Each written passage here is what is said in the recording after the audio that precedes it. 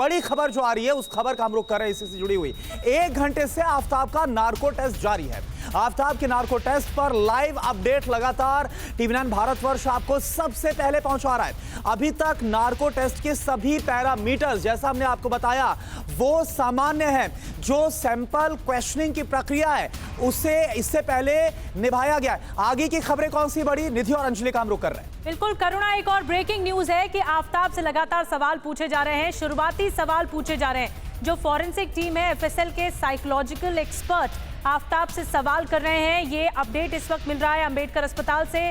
Operation theatre में एक senior anaesthesia expert भी मौजूद हैं, एक OT अटेंडेंट और FSL के 2 फोटो एक्सपर्ट्स भी मौजूद हैं। यही दोनों नार्को टेस्ट की रिकॉर्डिंग भी करेंगे। तो रिकॉर्डिंग शुरू हो चुकी है, नार्को टेस्ट शुरू हो चुका है और 1 घंटा हो भी चुका है। एक और बड़ी अपडेट मिल रही है, आफताब की बॉडी सामान्य रूप से रिएक्ट कर रही है, ये जानकारी है। आफताब का BP, हार्ट बीट और बॉडी टेम्परेचर बिल्कुल नॉर्मल है। तो अंबेडकर अस्पताल में नार्को टेस्ट पिछले 1 घंटे से चल रहा है। आफताब से सवाल पूछे जा रहे हैं और तमाम अपडेट्स आपको हम बता रहे हैं।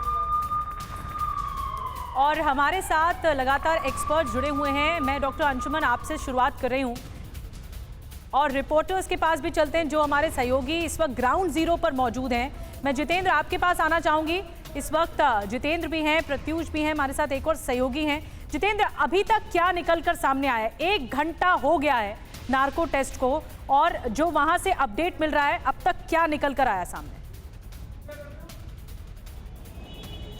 जी बिल्कुल, देखिए आज जो उसकी बॉडी है पूरे तरीके से नार्को टेस्ट के लिए जो रिएक्ट करना चाहिए तो उसी हिसाब से रिएक्ट कर रही है। पल्स वगैरह सब नॉर्मल है अभी तक। इसके अलावा जो टेस्ट क्वेश्चनिंग होती है वो उससे की गई, जिसमें उससे पूछा गया उसका नाम, उसका पता, उसके पिता का नाम, इसके अलावा उसकी उम्र, तो उसके भी उसने सही जवाब दिए जो अब तक की खबरें हमारे पास आ रही है सोर्सेज के हवाले से। तो उसके बाद उससे जो कंट्रोल क्वेश्चनिंग होती है वो शुरू कर दी गई, जिसमें श्रद्धा के बारे में उससे कुछ सवाल पूछे गए कि श्रद्धा को कैसे जानते थे, श्रद्धा बिल्कुल जितेंद्र लौटेंगे आपके पास। देखिए विवेक शर्मा भी अंबेडकर अस्पताल के बाहर से हमारे साथ लाइव जुड़े हुए। विवेक, आप तो लगातार फॉलोअप ले रहे हैं, श्रद्धा मर्डर से जुड़े हुए तमाम सवालों के जवाब पॉलीग्राफ टेस्ट में भी लिए गए थे आफताब से, लेकिन कई ऐसे सवालों को टाल दिया आफताब ने, कई सवालों के जवाब नहीं दिए।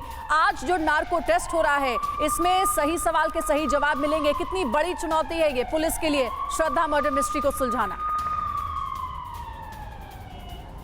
बिल्कुल, जिस तरह से बात कीजिए तो पॉलीग्राफ टेस्ट 5 दिनों तक लगातार चला, बीच में 3 दिनों तक चला था तो उसमें आफताब की तबीयत ठीक नहीं थी। उसके बाद 2 दिन तक लगातार आफताब का पॉलीग्राफ टेस्ट हुआ, जिसमें कुछ सवालों के जवाब से आफताब बचता रहा। लेकिन अब जिस तरह से नार्को टेस्ट आफताब का करवाया जा रहा है तो अब पुलिस को उम्मीद है कि इस पूरे नार्को टेस्ट के बाद कई चीज़ें निकल के सामने आएगी और जाँच का दायरा और बढ़ेगा। इस वक्त हम अंबेडकर हॉस्पिटल के ठीक बाहर मौजूद हैं और आप देख सकते हैं तस्वीरों में कि सुरक्षा व्यवस्था कितनी कड़ी कर दी गई है। आफताब की गाड़ी पर जिस तरह से अटैक किया गया था, जो जेल वैन थी, उसको देखते हुए अंबेडकर हॉस्पिटल के सभी गेट जो हैं बंद कर दिए गए हैं। सुरक्षा घेरा इस वक्त विवेक हम देख पा रहे हैं अंबेडकर अस्पताल के बाहर, सुरक्षा घेरा बहुत इस वक्त देख पा रहे हैं। प्रत्यूष भी हमारे साथ है, प्रत्यूष खरे, उनके पास चलते हैं, वो भी अंबेडकर अस्पताल से हमारे साथ हैं। प्रत्यूष, इस पूरे मामले पर सबसे बड़ा जो चैलेंज है वो सबूत जुटाने का है और इसीलिए नार्को टेस्ट भी कराया जा रहा है कि पॉलीग्राफ टेस्ट से वो पॉलीग्राफ टेस्ट में नाकाफी थे वो तमाम आंसर्स या जो जवाब दिए गए आफताब के जरिए। क्या कुछ निकल कर आ रहा है? देखिए, दरअसल में आज का जो नार्को टेस्ट है दरअसल एक तरीके से एक क्रॉस चेक होगा। क्रॉस चेक इसलिए मैं कह रहा हूं क्योंकि देखिए जो अब तक पॉलीग्राफ टेस्ट में जितने सवाल आफताब से किए गए थे वो पूरी रिकॉर्डिंग पुलिस के पास मौजूद है। इस नार्को टेस्ट में ये देखा जाएगा कि क्या वो उन सवालों के वही जवाब दे रहा है या फिर सवालों को बदल रहा है। ऐसा तो नहीं है कि वो कहानियां गढ़ रहा है, लेकिन नार्को टेस्ट में इसकी गुंजाइश बहुत कम है कि वो उस चीज इस अवस्था में होगा कि कुछ कहानियां गढ़ पाए। इसलिए कुछ सवाल वही होंगे जो पॉलीग्राफ टेस्ट में थे और कुछ नए सवाल होंगे जिसका जवाब पुलिस जानना चाहती है कि बॉडी पार्ट्स और कहां आफताब ने रखे और श्रद्धा का मोबाइल फोन कहां है, श्रद्धा का सिर कहां है। बहुत सारी चीजें हैं जो अभी तक पुलिस को नहीं पता है। अभी जो फॉरेंसिक रिपोर्ट आएगी उसमें वो सारी चीजें क्लियर होंगी जिससे पुलिस को आगे क्लू मिलेगा। पुलिस को बहुत हद तक उम्मीद है कि आज के ठीक है प्रत्युष, आपने बहुत ही अहम इनपुट दिया है कि आगे का क्लू मिलेगा, आगे के एविडेंस निकालने खोजने बहुत जरूरी है इन्वेस्टिगेटिव टीम के लिए। और यही वजह है कि इस वक्त ये जो क्वेश्चनिंग का सेशन है वो नार्को टेस्ट के जरिए हो रहा है। इससे पहले हम एक बार फिर से इस पूरी प्रक्रिया को डॉक्टर अंशुमान के जरिए समझें और साथ ही उनको असिस्ट करेंगे जो डॉक्टर अनुज है जो कि एनेस्थीसिया एक्सपर्ट है। लेकिन मैं पहले शारदा सर आपसे समझना चाहूंगा, जो विवेक शर्मा ने अभी बताया कि इस वक्त कंट्रोल क्वेश्चनिंग हो रही है, वो उलझाए ना एक्सपर्ट्स को, ये कैसे सुनिश्चित किया जा रहा है और ये होता क्या है, एक बार आप दर्शकों को बताएं। जी देखिए, हमारा उद्देश्य नार्को टेस्ट में है कि हम जो व्यक्ति है, पेशेंट कह लूँ मान लीजिए, उसको इस स्टेज में ले जाएंगे कि पहली बात तो कि वो अपने ऊपर जो इनहिबिशंस उसने बनाए हुए थे, इनहिबिशंस से फ्री हो जाएगा और जो हम सवाल पूछेंगे उसके उत्तर देने में उसको कोई हिचकिचाहट ना हो। लेकिन साथ में जो सवालों के जवाब हैं वो रेलेवेंट होने चाहिए। यानी कि मान लीजिए मैं पूछता हूँ कि कल तुमने क्या खाना खाया था, वो मुझे जवाब देता है कि मैं हरिद्वार पिछले साल गया था। जो सवाल और जवाब के बीच में कोई रेलेवेंसी नहीं है।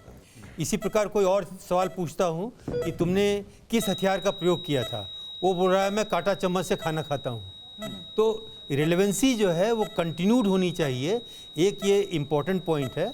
और दूसरा ये है कि झूठ मैन्युफैक्चर करने की जो क्षमता है वो ख़त्म हो जानी चाहिए कि कोई सवाल का जो जवाब है वो माइंड उसको मैन्युफैक्चर करता है झूठ। अगर मुझे झूठ बोलना होता है तो झूठ मैन्युफैक्चर करने की स्टेटस खत्म होनी चाहिए। इन दोनों को पहले सवालों से हमें सुनिश्चित कर लेते हैं। लेकिन शारदा जी, आप ये कह रहे हैं कि अगर झूठ मैन्युफैक्चर है या झूठ बोलने की कोशिश हो रही है तो वो भी मशीनों, डॉक्टर अंशुमन मैं चाहूंगी आप बोलें इस पर कि क्या वो झूठ पकड़ा जाएगा, क्योंकि एक झूठ बोलने को लेकर दूसरे झूठ भी गढ़े जाते हैं। क्या वो स्टेट ऑफ माइंड में होगा उस वक्त नार्को टेस्ट के दौरान कि और झूठ बोले? जी देखिए, पॉलीग्राफ नार्को में एक ही अंतर है। पॉलीग्राफ में इनको सबकॉन्शियस हिप्नोसिस स्टेज में नहीं लिया जाता है। हिप्नोसिस स्टेज में जब नार्को टेस्ट में ले जाते हैं तो ये माना जाता है इनका कॉन्शियस माइंड अब काम नहीं कर रहा है, जानबूझ के या बहुत सचेतन अवस्था में झूठ नहीं बोलेगा इंसान। लेकिन कोई अगर हैबिचुअल है, आदतन बहुत सातिर इंसान है, जो झूठ बोलना एक सच बोलने जैसा अपने हैबिट में डाल लिया हो, तो मुश्किल है उसको डिटेक्ट। ठीक है, इस पर मैं पहले डॉक्टर अंशुमान आपसे रिएक्शन लूंगा और उसके बाद जो साइकेट्रिक है हमारे साथ डॉक्टर दीपक। ये जो यहाँ पर हम वाइटल, एक बार आप देखिए इसको गौर से देखिए, यहाँ पर ये जो वाइटल मीटर चल रहा है सर, ये कैसे पकड़ेगा? सर एक रिएक्शन आपसे और सर इसके बाद एक रिएक्शन आपसे।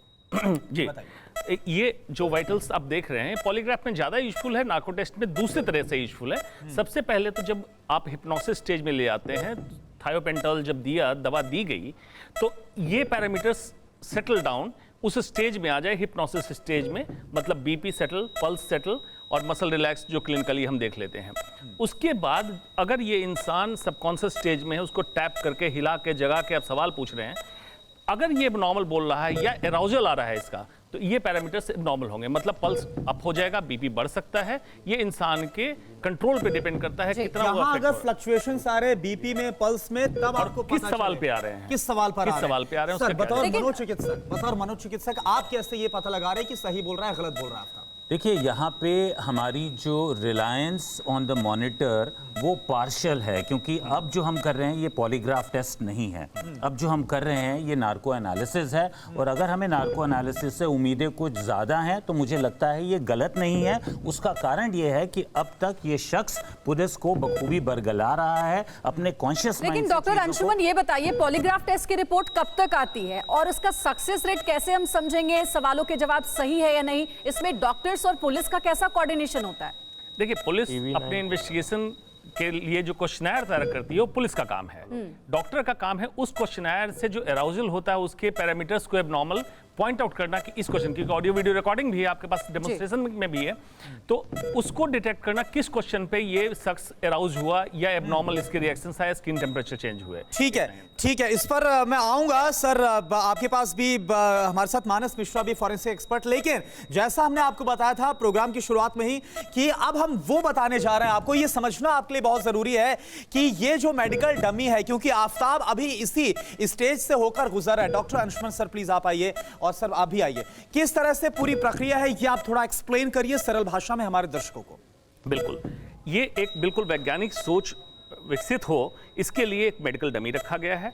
इंसान नहीं है यहाँ पे, क्योंकि वो अमानवीय होगा इंसान को लिटा के कोई भी टेस्ट डेमोन्स्ट्रेट करना। इसमें just like human body feel है, टच है, और हाइट भी ऑलमोस्ट सेम होती है। यहाँ पे ईसीजी के इलेक्ट्रोड्स लगाए जाते हैं, पल्स ऑक्सीमीटर लगाए जाते हैं, इस तरह से जो सैचुरेशन पल्स ये बताए, कैनुला लगाया जाता है। ये सारा लगा के इस पेशेंट के एनेस्थीसिया चेकअप के पहले जो चीज़ें देखनी देख लिया, उसके बाद लगाने के बाद बिना दवा दिए आपने मॉनिटर पे पैरामीटर्स देख लिए, ये सारे नॉर्मल है।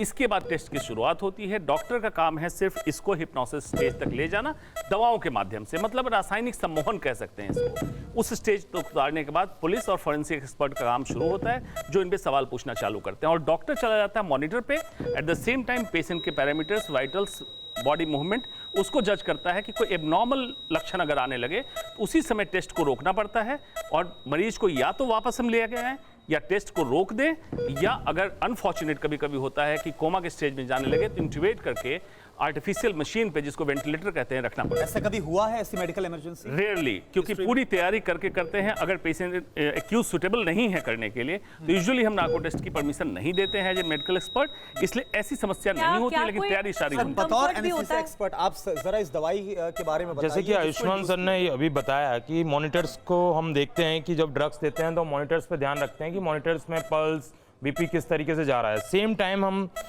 एक हमारा जो हाथ होता है वो मैनुअली रिकॉर्डिंग भी हम करते हैं, so that we can record manually also, manually record करके कि पल्स कितना डाउन हो रहा है, बीपी का पल्स का वॉल्यूम कितना है, कितना अमाउंट ऑफ हम ड्रग आगे दे सकते हैं, इन्फिल्ट्रेट कर सकते हैं, और सेम टाइम हम पेन देते हैं पेशेंट को ये देखने के लिए वो कितना कॉन्शियस है और कितना सबकॉन्शियस स्टेट में है, क्योंकि हमें there is a very thin line, एक बहुत पतली लाइन होती है कॉन्शियस एंड सबकॉन्शियस स्टेट में, तो हमें वो जानना जरूरी है, क्योंकि अगर हम पेशेंट को अनकॉन्शियस स्टेट में भेज देंगे, आपका रोल बहुत इंपॉर्टेंट हो जाता है। हाँ, इस टाइम पे एनेस्थीसिया का रोल ये होता है, एनेस्थेटिस्ट जो भी वहाँ होता है उसका रोल ये होता है, एट द सेम टाइम ही has to watch the patient को देखना है उसे, और सेम टाइम उसके वाइटल्स फेक ना कर पाए, तो दोनों के बीच में बहुत थिन लाइन है, subconscious, unconscious and conscious state. So we have to make patient को हमें सबकॉन्शियस स्टेट में ही रखना है। अगर हम उसको अनकॉन्शियस कर देते हैं तो जैसे कि सर ने बताया, दवा कौन सी है जिसको इंड्यूस किया जाता है? ये शॉर्ट एक्टिंग बार्बिट्रेट हम इसमें यूज करते हैं, सोडियम थायोपेंटोन यूज करते हैं, जिसका नाम ट्रुथ सीरम, उसका नाम ही दूसरा ट्रुथ सीरम है। ट्रुथ सीरम यानी कि सच बोलने वाली दवाई, इस तरीके से हम उसे बोल सकते हैं, सच बोलने वाली दवाई, क्योंकि पेशेंट जब सबकॉन्शियस और हिप्नोसिस स्टेट में चला जाता है तो वो चीजें बताता है जो उसने एग्जैक्टली की हुई होती हैं, ना कि फेक चीजें बताता है। डॉक्टर अंशुमन, आप मुझे बता रहे थे इस प्रोग्राम की शुरुआत होने से पहले कि जब वो सबकॉन्शियस स्टेज में जाएगा तो उसकी आंख की पुतलियां, उसके हाथ के हाव भाव या फिर उसके पैर की मूवमेंट, इसको आप थोड़ा रीड करते हैं, वो थोड़ा आप बताइए। बिल्कुल, इसमें देखिए कोई भी दर्शक इसको कनेक्ट कर सकते हैं। आपने सबने किसी सोते हुए इंसान को देखा होगा जब स्लीप मोड में जाता है, सिमिलरली उसकी आंखें पुतली जो पलक है थोड़ा ऊपर हो जाएगा, आंखें बाहर की तरफ होंगी और पुतलियां पहले कंस्ट्रिक्ट करती फिर डायलेट होने लगती है, रिलैक्स सुसुप्तावस्था में जाने लगा। हाथ की उंगलियां नॉर्मली हम रहते हैं स्लाइटली फोल्ड रहती है, ये थोड़ी सी खुल जाएंगी, मतलब उसकी मसल मांसपेशियां रिलैक्स होने लगी।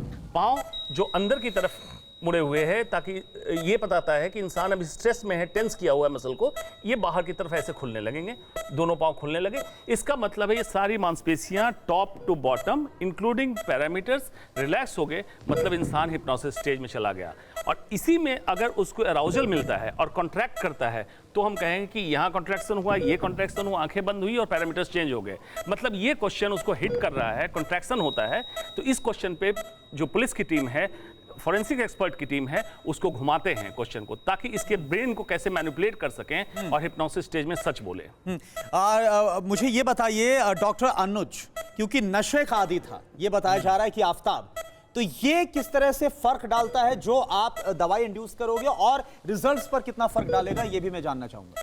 बिल्कुल, आपने सही बोला, जैसे बताया कि ये नशा करता था, जिस प्रकार का भी नशा लेता था, ठीक है, तो तो उसमें मेन जो प्रॉब्लम आती है कि हमारे एनेस्थेटिक जो ड्रग्स देते हैं उसका डोजिंग ज़्यादा हो जाता है। जैसे कि पर केजी बॉडी वेट के हिसाब से हम ड्रग्स इंड्यूस करते हैं, जो भी उसकी डोजिंग होती है 2 मिलीग्राम पर केजी या 60 केजी का है तो 120 मिलीग्राम हमें देना है इनिशियली इंड्यूस करने के लिए पेशेंट। लेकिन कई पेशेंट ऐसे होते हैं या फिर कई साइकोलॉजिकल कंडीशंस में या कई न्यूरोलॉजिकल कंडीशंस में और जो नशे के आदी होते हैं उसमें हमें ड्रग की डोजिंग बढ़ानी पड़ती है। अब वो जो ड्रग की हम डोजिंग बढ़ाते हैं वो हम बहुत ज़्यादा नहीं बढ़ा सकते। जैसा कि मैं बार बार एक चीज़ बोल रहा हूँ कि हम इस प्रोसीजर को जो करते हैं बहुत एक्सपर्टाइज तरीके से करते हैं और ओटी या आईसीयू जैसी प्लेस पे करते हैं जहाँ पे हमारे पास सारी सुविधाएं होती हैं। जैसे हमने मॉनिटर लगा रखा है, डेमो में मॉनिटर दिखा रखा है, ये सारी चीज़ें हमें चाहिए हैं। साथ में वेंटिलेटर भी चाहिए है, ये सारी चीज़ें चाहिए होती हैं क्योंकि कभी भी पेशेंट जब हम ड्रग ज़्यादा दे देते हैं, जैसे बताया कि ये नशा करता था, नशे वाले पेशेंट को हमें ड्रग की मात्रा ज्यादा देनी पड़ती है। तो यानी कि अगर वो नशा कर, सर प्लीज बैठ जाइए, अगर वो नशा करता था तो ड्रग ज्यादा देना पड़ेगा। तो ये आपने समझा, ये पूरी प्रक्रिया बहुत सरल तरीके से जो इस वक्त आफ्ताब पर ये प्रक्रिया अपनाई जा रही है नार्को टेस्ट में। अनुज जी, मैं मानस जी मेरा सवाल आपसे है, क्योंकि अगर हम नार्को टेस्ट की बात करें, इसकी जो फाइंडिंग्स होती है, जो इसका रिजल्ट होता है, ये एज एन एविडेंस आप कोर्ट के सामने नहीं रख सकते, तो फिर इसका मतलब क्या है, इसको करवाने का मतलब क्या है और ये कैसे हेल्पफुल होता है इन्वेस्टिगेटिव एजेंसीज के लिए? देखिए, सबसे जरूरी है कि इस टेस्ट को करने का मेन मकसद ये है कि आपकी कोरोबोरेटरी एविडेंस कितनी मिल रही है और कितने स्टेटमेंट्स जो हैं वो कॉन्ट्राडिक्टरी जा रहे हैं, क्योंकि आप यहां पर पॉलीग्राफ करके आ रहे हैं। आपको पता ही इस सवाल का इसने ये जवाब पहले दिया है या नहीं दिया है। अब आप ये देख रहे हैं कि इस सवाल का कोई स्पेसिफिक आंसर हमें मिल रहा है या कोई स्पेसिफिक सवाल हम कर रहे हैं इससे। उसके बाद हम देखते हैं कि कोरोबोरेटरी, अगर इसने बोला कि मैंने लाश वहां पे छुपाई है या मैंने मर्डर वेपन वहां पे रखा है, अगर हमें वहां से रिकवर हो जाता है तो ये एक बहुत बड़ी कोरोबोरेटरी एविडेंस हो जाती है और हम उसको फिर यूज करते हैं। लेकिन अगर हम सिर्फ नार्को टेस्ट की बात करें कि तो ये एक अपने आप में कोई बहुत मजबूत एविडेंस नहीं है, लेकिन ये आपको एनहेंस करेगी आपकी फाइंडिंग्स को। और यहाँ पर एक और चीज बड़ी जरूरी है कि अगर जैसा हम कह रहे हैं कि शायद वो ज्यादा टॉलरेट कर ले और कहीं मिसलीड कर सकता है या कहीं झूठ ना बोल रहा हो, उसका मेन एक तरीका हम कर सकते हैं। मानस जी, बहुत जरूरी जानकारी आप दे रहे हैं। अब मैं आना चाहूंगी शारदा जी, आपके पास पूर्व डीजीपी है। सर, आप तो डीजीपी रह चुके हैं, आपको एक्सपीरियंस भी है, ऐसे कई अपराधियों को आपने हैंडल भी किया होगा। लेकिन आफ्ताब का केस थोड़ा अलग है। आफ्ताब कोई सीरियल किलर नहीं है या फिर क्रिमिनल माइंडेड भी नहीं है। उसके बाद भी ये पुलिस को लगातार बरगलाता रहा है, सवालों को टालता रहा है। अब जरा ये बताइए, जो 3 प्रक्रिया है, पहले पॉलीग्राफ टेस्ट, फिर नार्को टेस्ट, क्या संभावना यह भी कि नार्को टेस्ट में अगर सही सही सवालों का जवाब आफ्ताब नहीं देता है तो ब्रेन मैपिंग भी कराई जाएगी उसके कंसेंट के साथ? देखिए, नार्को में मेरी पूरी उम्मीद है कि जिन सवालों के जवाब हम पॉलीग्राफ में नहीं निकाल सके थे, उनके जवाब हम नार्को में निकाल पाएंगे, क्योंकि यहाँ पर इनहिबिशंस ख़त्म हो गए जो कि पॉलीग्राफ में इनहिबिशंस थे। तो इनहिबिशंस ख़त्म हो जाने के बाद में उन सवालों के जवाब दे पाएगा। और दूसरा, हम अगर उससे ये सवाल करेंगे कि जब आप जंगल में जा रहे थे तो किस किस रास्ते से गए थे, किन गाड़ी का प्रयोग किया था, कौन रास्ते में मिला था, क्या क्या चीज़ आपने देखी थी, अगर चूंकि इनहिबिशंस नहीं है, अगर वो उसने सचमुच इस प्रकार का काम किया हुआ है तो वो पूरा डिस्क्राइब करेगा अपने जाने के रास्ते को। अंशुमन जी, एक बार जरा इस बीच ये भी समझा दीजिए, क्योंकि मैंने ब्रेन मैपिंग का जिक्र किया है, ये प्रक्रिया कैसे होती है, दर्शकों की जानकारी के लिए ये भी बता दीजिए। अगर नार्को टेस्ट का सक्सेस रेट नहीं आता है तो ब्रेन मैपिंग भी क्या करवाई जा सकती है, कैसे होता है ये? जी, brain mapping deception detection test का एक थर्ड आर्म कह सकते हैं, तीसरी एक हमें पहल करनी पड़ सकती है, जिसमें इंसान को नोन, सपोजिटली नोन विजुअल या ऑडिटरी स्टिमुलस देते हैं। मतलब कोई ऐसी चीज दिखाई जाए, वीडियो या पिक्चर या ऑडिटरी आवाज, जैसे लड़की के चिल्लाने की आवाज, किसी के मरने की आवाज, रोने की आवाज, और ये इंसान उससे गिल्ट में आता हो उस आवाज को सुनते। जैसे दर्शक समझ सकते हैं, किसी गाने से, किसी सीन से आपका कोई बुरा वक्त जुड़ा हो तो आप स्ट्रेस में आते हैं, और ब्रेन वेव में जो स्टिमुलस होता है उसका समेसन सबको जोड़ के एक ग्राफ तैयार होता है जिसको कहते हैं P300 टेस्ट, मतलब ब्रेन मैपिंग। लेकिन इसके लिए 2 चीजें जरूरी है, इसको स्टिमुलस हो, इससे उत्तेजना हो, और दूसरा इसको गिल्ट हो। दोनों चीजें जरूरी है, तब ब्रेन मैपिंग। इस पर एक सर क्विक रिएक्शन में डॉक्टर दीपक रहेजा सर आपसे भी लेना चाहूंगा, क्योंकि आप मनोचिकित्सक हैं। ये बताइए, ज्यादा प्रिसाइज जो रिजल्ट्स हैं वो किसके होते हैं, नार्को के होते हैं, इससे पहले पॉलीग्राफ हुआ, या फिर जो ब्रेन मैपिंग का जिक्र हो रहा है? और क्या वाकई में आपको लगता है कि नार्को के बाद ब्रेन मैपिंग की जरूरत पड़ेगी भी?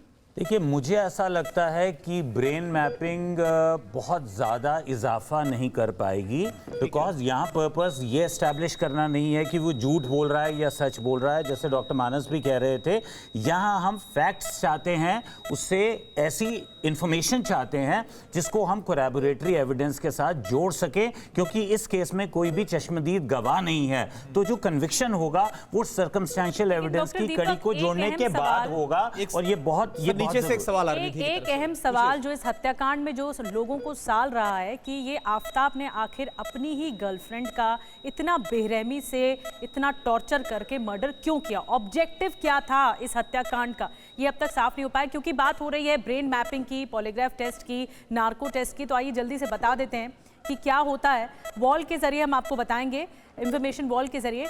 लेकिन आइए जल्दी से बता देते हैं कि क्या होता है पॉलीग्राफी, नार्को टेस्ट और ब्रेन मैपिंग। ये देखिए, हम आपको तीनों टेस्ट के बारे में बता रहे हैं। पॉलीग्राफी टेस्ट के बारे में धड़कन, सांस, बीपी का उतार चढ़ाव ग्राफ के रूप में दर्ज किया जाता है। ये पॉलीग्राफी टेस्ट है जो पॉलीग्राफ टेस्ट हो चुका है। और फिर अंजलि हम बता रहे हैं नार्को टेस्ट के बारे में भी, जो हो रहा है, जिसको 1 घंटा हो चुका है। बिल्कुल, नार्को टेस्ट जिसमें कि आधी बेहोशी की हालत में सवाल पूछे जाते हैं। और ये देखिए, ब्रेन मैपिंग के बारे में भी आपको जल्दी से बता देते हैं, जिसके बारे में डॉक्टर अंशुमन भी बता रहे थे। इसमें दरअसल दिमाग में उठने वाली तरंगों का विश्लेषण किया जाता है, उसके जरिए मापा जाता है कि नेक्स्ट क्या होगा। और फिर पॉलीग्राफ टेस्ट के बारे में और बताएं, किसी तरह की दवाई या इंजेक्शन नहीं दिया जाता है। नार्को टेस्ट में भी जो अगला पॉइंट है वो सोडियम पेंटोथल का इंजेक्शन दिया जाता है। जी, और ब्रेन मैपिंग में क्या होता है, किसी केमिकल या फिर इंजेक्शन की जरूरत ब्रेन मैपिंग में नहीं पड़ती। अब आगे देखिए पॉलीग्राफी टेस्ट में क्या होता है। शुरुआत में सामान्य सवाल पूछे जाते हैं। पॉलीग्राफ टेस्ट, नार्को टेस्ट में मनोवैज्ञानिक तरीके से बने जो सवाल हैं वो पूछे जाते हैं। जी हाँ, ये 3 जो स्टेजेस हैं वो बहुत ही इंपॉर्टेंट है किसी भी आरोपी से सवालों के जवाब लेने के लिए, जिसमें तीसरा स्टेज है ब्रेन मैपिंग का। इसमें हेलमेट नुमा हेडबैंड सिर पे पहनाया जाता है और जिसमें सेंसर लगे होते हैं, और उसके बाद ही ये जज किया जाता है, ये तय किया जाता है कि क्या जो आरोपी है वो सही सवालों के जवाब दे रहा है या नहीं दे रहा है। एक बार फिर से आप स्टूडियो का रुख करते हैं, जहां करुणा के साथ तमाम पैनलिस्ट, डॉक्टर्स का पैनल मौजूद है। करुणा। बिल्कुल, देखिए डॉक्टर दीपक रहेजा सर, मेरा आपसे सवाल है। देखिए, जो फाइंडिंग्स अभी तक सामने, जो इन्फॉर्मेशन हमें पता चल रही है सोर्सेस से, उसमें आपको ही पता है कि इसे बताया गया कि 18 मई की तारीख कबूल की गई जब हत्या की गई थी। और उसके बाद ये भी फाइंडिंग्स निकलकर सामने आए रिपोर्ट के जरिए कि उसके 1 घंटे के बाद, रात 9 बजे के बाद 1 घंटे के बाद बाकायदा खाना ऑर्डर किया जाता है। अगर वाकई में इसमें सच्चाई है, क्योंकि हालांकि तो बाद में वो प्रूव होगा इन्वेस्टिगेशन प्रोसेस में, लेकिन अगर सच्चाई है तो एक किलर की कैसी साइकी है, आप कैसे इसको रीड कर पा रहे हैं?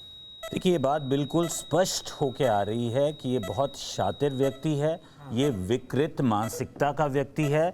इसमें हम कहीं भी ये नहीं कह रहे हैं कि वो बीमार है और उसको उसकी रिस्पॉन्सिबिलिटी से अब्सॉल्व किया जाए, पर ये definitely anti social personality, sociopathic personality, psychopathic personality, ऐसे लोग जो हैं इन्हें गिल्ट नहीं होती। ऐसे लोग जो हैं वो इस तरह की सिचुएशन में बहुत अलग तरह से रिएक्ट करते हैं, जिसका एक आम व्यक्ति कल्पना नहीं कर सकता। जोमेटो से खाना मंगाना, उसी फ्रिज में स्टोर करना जहां पे उसने उस गर्लफ्रेंड की लाश रखी है जिसे उसने कभी प्यार का इजहार किया था। तो आप सोच सकते हैं कि कितनी बीमार और उफनती हुई मानसिकता है। और ये बहुत, इसीलिए ये जो है, यहाँ पर मनोवैज्ञानिक जो स्तर होता है एक अपराधी का, जब वो इस तरह से आईसीयू बेड पर लेटा होता है, उसका नार्को टेस्ट होता है, वो मनोवैज्ञानिक स्तर किस लेवल पर जाकर पहुंचता है ताकि वो जवाब दे सके।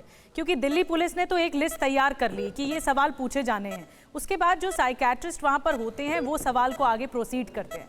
देखिए, इस मैनिपुलेशन को क्षीण करना मुमकिन है, तभी हम इस बार्बिट्रेट ड्रग को हाईली डाइल्यूटेड फॉर्म में सोडियम पेंटोथॉल को देते हैं, ताकि कोई भी जान माल का खतरा ना हो, और धीरे धीरे उसकी डोज को टाइट्रेट करके बढ़ा के एक ऐसी सुप्तावस्था की स्थिति में मरीज को, पेशेंट को या अक्यूज को ले जाने की कोशिश करते हैं, जहां पे जिन चीजों को वो छुपा रहा है वो मैनिपुलेशन। सर, इसी पर शारदा सर एक कमेंट मैं आपसे भी चाहूंगा। जैसा भी सर ने बताया, डॉक्टर दीपक ने, कि बहुत ही शातिर मानसिकता यहां पर नजर आती है, जो कुछ उसने किया या जो अभी तक कबूला है। ऐसे शातिर से राज उगलवाना, सच निकालना, ये कितना चैलेंजिंग हो जाता है, क्योंकि आपने तो बाकायदा से बहुत केसेस पर काम किया। जी। और ये बहुत ही एक्सपर्टीज़ का काम है। और पहले दिन ही मैंने कहा था कि दिल्ली पुलिस को इसके लिए एक विशेष टीम का गठन करना चाहिए। और मुझे संतोष है कि आज सुबह मुझे खबर मिली है कि एक इस प्रकार की विशेष टीम का गठन कर दिया गया है, जो कि इसी केस के विभिन्न पहलुओं पर वो निगाह डालेंगे और इसको इन्वेस्टिगेशन को आगे बढ़ाएंगे।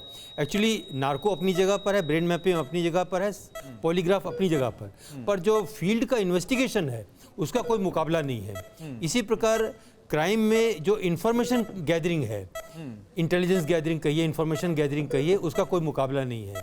अभी भी इसके बहुत से लूज एंड्स ऐसे हैं जिन पर इंफॉर्मेशन इकट्ठी कर करके सर्कमस्टेंशियल एविडेंस को सर, वो जो लूज एंड्स है, मैं चाहूंगा मानस सर आप इसको थोड़ा सा इस पर आप दृष्टि डालें, क्योंकि हमने देखा कि मुंबई में जहां पर रिपोर्ट सबसे पहले की गई थी तो वहां से खबर आई कि शुरुआत में काफी ढिलाई बरती गई थी इन्वेस्टिगेशन में। 1-2 साल पहले का एक खत सामने आता है, एक रिपोर्ट सामने आती है जिसमें बाकायदा मारपीट का जिक्र किया गया है, उस पर बहुत ज्यादा बात नहीं हो रही है। तो फॉरेंसिक टीम के लिए, फॉरेंसिक एक्सपर्ट के लिए वो तमाम जो अभी आपको लग रहा है कहां पर खामियां हो गई है, खामियां हो गई है और कैसे इसको सुधारा जा सकता है? देखिए, जब भी कोई वारदात होती है सबसे पहले तो क्राइम सीन को प्रिजर्व किया जाता है। इस केस में वो नहीं हो सकता था क्योंकि हमारे पास कॉर्पस डेलिक्टा ही नहीं था।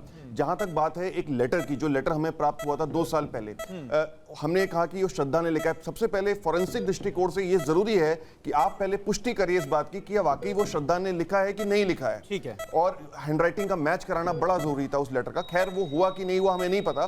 तो एक चेन ऑफ एविडेंस हमें मेंटेन करनी है और ऐसा नहीं है कि हम किसी भी चीज में फॉर या अगेंस्ट में जाएं। सबसे पहले एक न्यूट्रल रहते हुए जितनी भी हमारे पास एविडेंसेस आ रही हैं उन्हें बहुत ध्यान से समझें। और जैसा कि हम कह रहे हैं कि पॉलीग्राफ और नार्को इंपॉर्टेंट है कि ब्रेन मैपिंग इंपॉर्टेंट है, मेरे ख्याल से सब अपनी जगह अहम है, लेकिन एक इसका क्यूमुलेटिव इफेक्ट है कि इन सब टेस्ट के बाद एक विश्लेषण किया जाएगा कि इनमें से किन किन चीजों से हमें क्या क्या चीजें मिली हैं, क्या क्या कोरोबोरेट कर रही हैं। मानस जी, बहुत छोटा सा रिएक्शन, क्या इसे rarest of the rare case में भी आगे काउंट किया जा सकता है? जिस तरीके का ये पूरा मर्डर प्रोसीजर है, आफताब जैसे घुमा रहा है। बिल्कुल किया जा सकता है और इस चीज से हमें यह भी साबित हो रहा है कि ये जल्दबाजी में किया गया या बहुत ज्यादा किसी नशे की हालत में किया हुआ मर्डर नहीं है। ये बहुत ही प्लान्ड मर्डर है और मर्डर जो मर्डर है उसको आपके अगले स्टेप के बारे में पहले से पता है। इस बारे में और तफसील से हम समझेंगे, लेकिन एक ब्रेकिंग न्यूज आ गई है इस पूरे मामले से जुड़ी हुई। अपडेट ये मिल रही है कि नार्को टेस्ट में आफताब के लिए 35 सवालों की लिस्ट तैयार की गई है। नार्को में भी पॉलीग्राफी टेस्ट के कई सवाल पूछे जाएंगे। पॉलीग्राफी और नार्को टेस्ट के जवाब मैच किए जाएंगे कि क्या ये सवाल का जवाब सही आफताब दे रहा है या नहीं। जितेंद्र शर्मा हमारे सहयोगी हमारे साथ जुड़ चुके हैं, सीधे उनका रुख करते हैं। जितेंद्र, इससे पहले पता चला था कि 50 सवालों की एक सूची तैयार की गई है आफताब के लिए। अब जानकारी है कि नार्को टेस्ट में 35 सवालों की लिस्ट तैयार की गई है, जिसमें कई ऐसे सवाल है जो कि पॉलीग्राफी टेस्ट के दौरान भी पूछे गए थे। क्या अपडेट इस बारे में मिल पा रही है? जी बिल्कुल, देखिए सूत्रों के हवाले से जो खबर आ रही है उसके मुताबिक तकरीबन ये 35 सवाल हैं जो कि एफएसएल के सामने रखे गए हैं और इन्हीं सवालों के इर्द गिर्द पूरे जो जवाब होंगे वो लेने की कोशिश की जाएगी आफताब से।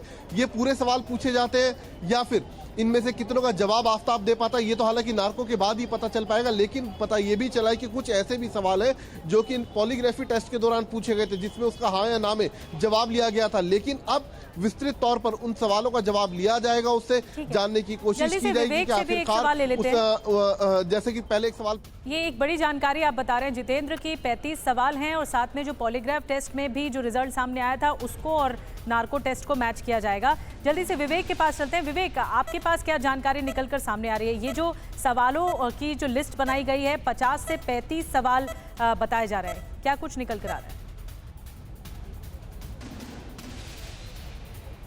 देखिए, बात की जाए तो पॉलीग्राफ टेस्ट के दौरान आफताब से कई सवाल किए गए थे और जिसके आधार पर पुलिस जो है जंगल के अंदर रेड भी कर रही है। और जो सवाल बच गए थे जिसका जवाब आफताब नहीं दे रहा था, वो सवाल जो है वो नार्को टेस्ट के दौरान पूछे जा रहे हैं। पहले पॉलीग्राफ में 50 के करीब सवाल थे, लेकिन अब 35 के आसपास सवाल पूछे जा रहे हैं और साथ ही पॉलीग्राफ टेस्ट के दौरान जो सवाल पूछे गए थे उन्हें भी मैच किया जा रहा है। कहीं ये घुमा तो नहीं रहा, कहीं पॉलीग्राफ टेस्ट के दौरान झूठ बोल रहा हो, नार्को टेस्ट के टाइम कुछ और जवाब दे रहा हो। तो हर तरह से पूरी कोशिश की जा रही है आफताब से सवालों के जवाब लेने की और साथ ही इस मामले में पुलिस उम्मीद कर रही है कि इन्वेस्टिगेशन में मदद मिलेगी, जिसके बाद कुछ और चीजें भी सामने आएगी। अभी बरामद करना है श्रद्धा का फोन और साथ ही वो खून से सने कपड़े जो आफताब ने कहीं ठिकाने लगा दिए हैं, तो उसको लेकर भी लगातार सवाल जवाब किए जा रहे हैं।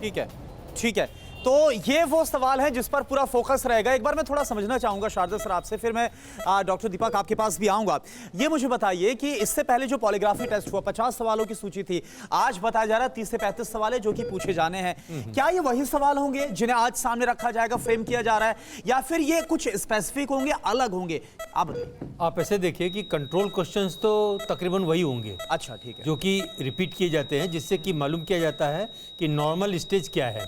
एक तो ये हुआ। दूसरे, जो सवालों के जवाब बिल्कुल सही आ गए हैं और जिस पर अलग से काम किया जाना है, हो सकता है उनमें से उन सवालों को एक्सक्लूड कर दिया जाए। ठीक है। तीसरा, जिस सवालों को वहाँ पर वो नकार गया या जिनको अवॉइड कर गया, जिनको कि गोलमोल जवाब दिया, उन्हीं सवालों को किसी और फॉर्म में दोबारा, यानी कि जो हथियार है इसको लेकर ये तमाम जो चीजें निकलकर सामने आ रही है और जो डिस्क्रिपेंसीज है उसको लेकर पूरा फोकस रहेगा। मैं आऊंगा सर, लेकिन डॉक्टर अंशुमान, मेरा सवाल आपसे है। आपने वो तस्वीरें देखी होंगी जिसमें एफएसएल जब लैब लेकर जाया गया था आफ्ताब को, उस दौरान उसके हाव भाव बहुत ही नॉर्मल नजर आ रहे थे।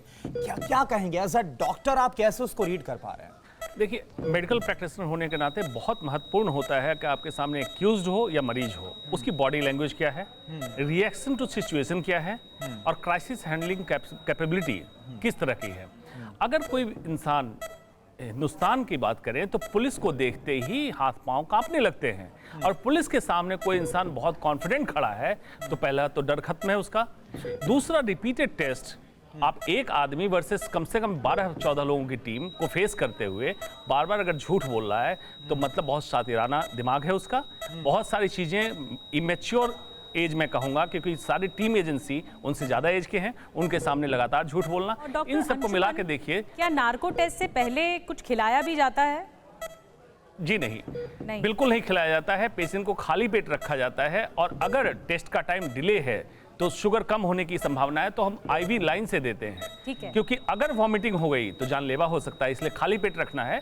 और नार्को टेस्ट से पहले प्री मेडिकेशन, ताकि लार का बनना और सारी सेक्रेशन ग्रंथियों का स्राव कम हो जाए और थोड़ा सा सुसुप्तावस्था आ जाए, तब नार्को टेस्ट की दवा दी जाती है। एक सवाल डॉक्टर अनुज आपसे है, ये कितनी देर एनेस्थीसिया दिया जाता है? मतलब एक सेशन का अगर हम बात करें तो नार्को टेस्ट कितनी देर तक चलता है, फिर एनेस्थीसिया देने की जरूरत पड़ती है?